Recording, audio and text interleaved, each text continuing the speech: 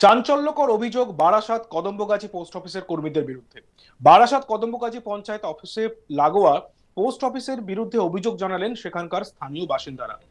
তাদের অভিযোগ, পোস্ট অফিসে দীর্ঘদিন ধরে তাদের সঞ্চয় জমিয়ে এখনো তারা টাকা ফেরত পাচ্ছেন না এবং সেইখান থেকে টাকা জমা করার কোনো রসিদও তারা পাননি। বারবার পোস্ট অফিসে এসে যোগাযোগ করার পরেও পোস্ট অফিস কর্তৃপক্ষ তাদের ফিরিয়ে দিচ্ছিলেন এবং তারপর তারা এসে খবর পান যে পোস্টমাস্টার কর্তব্যরত ছিলেন, তিনি মারা গিয়েছেন। আমরা শুনবো এক গ্রাহক, তিনি কি বলছেন।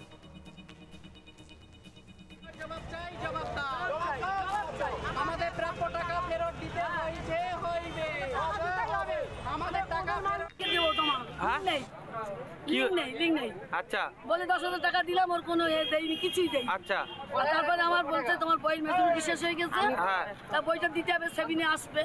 এবার ওই বইটা দিয়েছি, সেভিনে তুলে বলে তুলে দেবো, বলে আমার বই দেয়নি, বলে অমুক দিন আসো। এরকম ডেট দেয়, দেওয়ার পরে তারপর উচ্চতর কোনো নেতৃত্বকে জানাননি? হ্যাঁ, জেনেছিলাম। হ্যাঁ, কি বললো তারা? আজকে পোস্ট অফিসে কি হয়েছে? আজকে তো আমরা এসেছি যে হেড অফিস থেকে আসার জন্য। আচ্ছা, তারপর কি বললো এখান থেকে?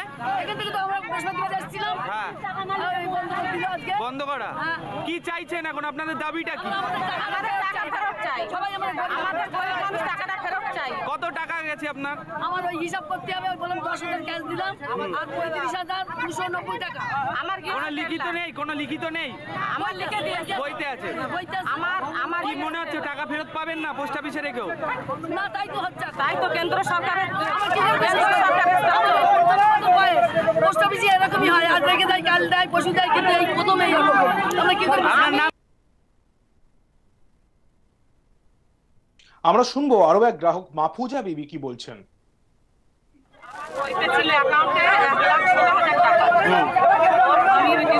জমা দিয়ে যাই 20,000 টাকা।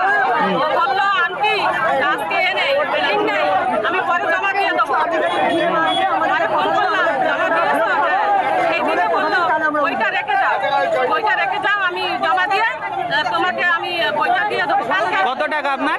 আমার ছিল বইতে 1,16,000, জমা দিয়েছিলাম 20,000। পৌরসভাতে কোনো সরি পোস্ট অফিসে কোনো লিখিত দেওয়া হয়েছিল এই টাকা জমা রাখার পক্ষে? না, লিখিত দেয়নি।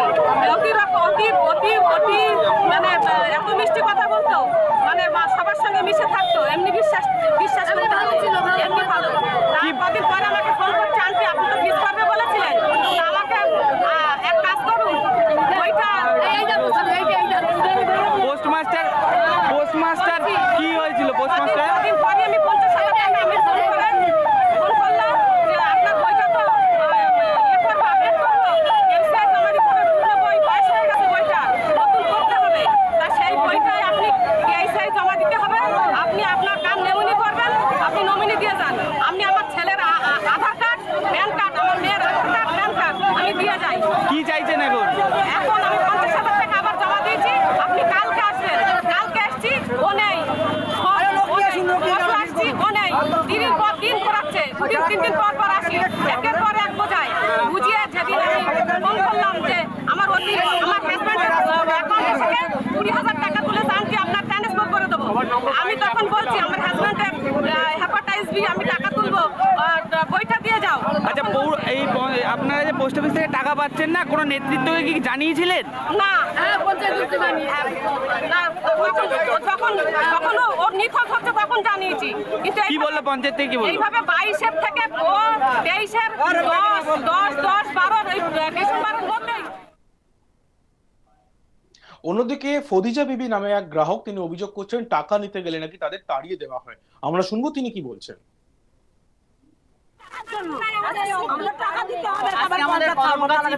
কত টাকা রেখেছিলেন? কোথায় রেখেছিলেন? পোস্ট অফিসে। কি বললো পোস্ট অফিস থেকে টাকা দিচ্ছে না কেন? যার কারণে সেই টাকাটা আমরা ফেরত পাওয়ার জন্য আন্দোলনে নেমেছি, আমরা পথে নামতে বাধ্য হই। আমরা থানায় অভিযোগ জানাবার আগে তারা কি পোস্ট অফিসেই কাজ করে? করলেন আমাদের পঞ্চায়েতে এসে কি বলেছে? তারপর বাবা বললেন আমার ছেলে যেন চাকরিটা থাকে। তারপর কোথাও জানাননি হাই কমেন্ট বা কোনো পোস্ট অফিসে উচ্চতর নেতৃত্বকে আপনাদের টাকাটা ফেরত দেবো। এই কি বলছে এখন কি বলছে পোস্ট অফিস? নিয়ে রেখেছিল। কিন্তু 2 মাস যাওয়ার পরে সে যখন চুরি করার পরে আবার চাকরি করানো হয়েছে। তাকে কেন আইনের রাস্তায় পদক্ষেপ নিল না?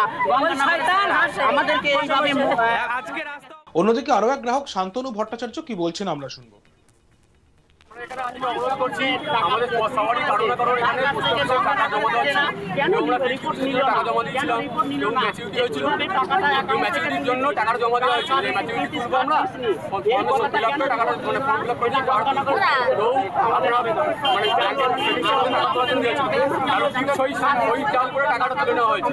এরকম প্রায় 40 থেকে 42 জন আছে, 30 থেকে 35 লাখ বেশি টাকা সবাইকে আমাদের যে আমাদের টাকা ছিল আমি জমা দিয়েছিলাম ফিক্স করার জন্য, সেই টাকাগুলো ছিল হয়নি।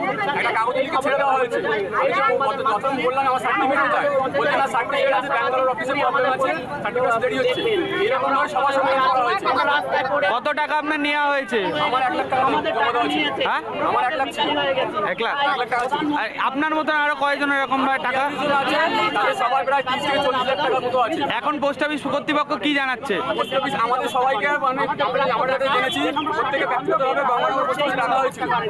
আমরা গেছি, ওখানে ননী দাস বলে একজন আছে, ওনাকে আমি যখন বললাম স্যার আমাদের টাকাটা রিসিভ আমাদের টাকা ফেরত করবে, বলছে তো আপনার ধৈর্য ধরতে হবে, আমরা কোনো লিখিত প্রতিশ্রুতি দিচ্ছি না, আমরা কোনো জানাবো, ওনারা সম্মান রাখতে পারে।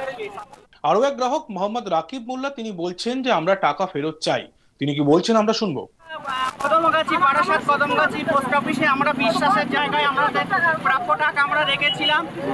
সেই টাকাটা আমরা আমাদের বইটা অনেক পুরোনো দিনের বই, সেই বইতে আমরা কিছু কিছু অনেক মেহনতের টাকা আমরা সেটা থেকে রাখি এবং পোস্টমাস্টার সেটা থেকে আমাদের বিকল্পভাবে সই করিয়ে বিভিন্ন প্রক্রিয়ার মাধ্যমে আমাদের সেই টাকাগুলো আত্মসাৎ করে। কিন্তু আমরা পোস্ট অফিসকে বিশ্বাস করে টাকা রেখেছি, আমাদের অনেক পরিশ্রমের টাকা, সেই টাকা আমরা যাতে ফেরত পাই, যার জন্য আজকে আমরা এই পথে নামতে বাধ্য হয়েছি। এই টাকা আমাদের খুব কষ্টের টাকা, আমরা পোস্টমাস্টার আমাদের থেকে এই টাকা চিটিংবাজ করে নিয়েছে, আমরা আমাদের প্রাপ্য টাকাটা ফেরত চাই, যার জন্য আমরা আজকে পথে নামতে বাধ্য হয়েছি। আমরা যত সময় ধরে পোস্ট অফিসের কর্তৃপক্ষ আমাদের দিকে নজর দেবে না, তত সময় ধরে আমরা আমাদের আন্দোলনটা চালিয়ে। কত টাকা জমা করেছিলেন? আমি 1 লক্ষ টাকা জমা করেছিলাম, অনেক মানে তিল করে রেখেছিলাম। আমি যখন মানে ক্লাস 9-এ পড়ি তখন আমি প্রাইভেট পড়াই, সেই পয়সা আমি অল্প অল্প করে বিন্দু বিন্দু করে রেখে আমি এই জায়গায় পৌঁছেছি। আর মানে কদমগাছি পোস্টমাস্টার সেই টাকাটাকে মেরে দিয়েছে, আমরা আমাদের প্রাপ্য টাকা পোস্ট অফিসে যখন কথা বললেন তখন কি জানালো পোস্ট অফিসের পক্ষ থেকে? পোস্ট অফিসে যখন কথা বললাম, যখন পোস্টমাস্টার এই টাকাটা চুরি করেছে তখন দীর্ঘ 2 মাস হয়ে গেল। দেখতে থাকুন আজ তক বাংলা, সাবস্ক্রাইব করতে ভুলবেন না।